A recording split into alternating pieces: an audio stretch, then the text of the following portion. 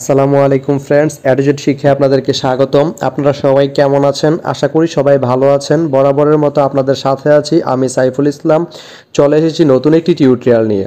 So আজকের টিউটোরিয়ালটি কোন বিষয়ের উপর হতে চলেছে সেটা নিশ্চয়ই আপনারা টাইটেল এবং থাম্বনেল দেখে অলরেডি বুঝে গেছেন।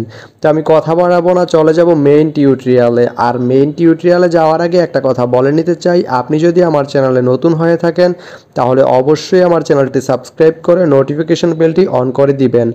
আর যারা অলরেডি সাবস্ক্রাইব করে রেখেছেন তাদেরকে অনেক অনেক ধন্যবাদ। যারা আমার এই ভিডিওটি ফেসবুক থেকে দেখছেন তারা আমার পেজটি ফলো করে সাথেই থাকবেন। তো চলুন চলে যাই মেইন টিউটোরিয়ালে।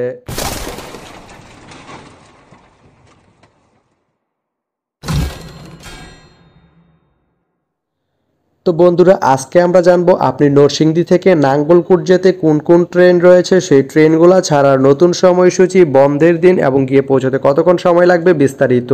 তো আমি যদি আপনাদেরকে ট্রেনের সময়সূচিগুলো বলে দেই, আপনি নরসিংদী থেকে নাঙ্গলকোট যেতে প্রথমেই যে ট্রেনটি রয়েছে সেটি হচ্ছে কর্ণফুলী ট্রেনটি নরসিংদী থেকে ছাড়বে সকাল 10টা 44 মিনিটে এবং এটি নাঙ্গলকোট গিয়ে পৌঁছবে দুপুর 3টা 9 মিনিটে।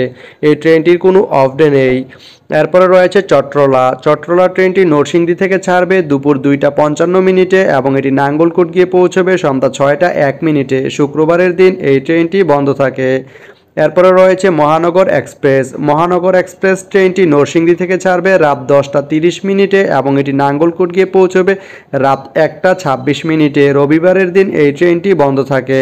তো আপনি নরসিংদী থেকে নাঙ্গলকোট যেতে এই তিনটি ট্রেনের যে কোনো একটি ট্রেন ব্যবহার করতে পারেন। তো ভিডিওটি কেমন লাগলো অবশ্যই কমেন্ট করে জানাবেন।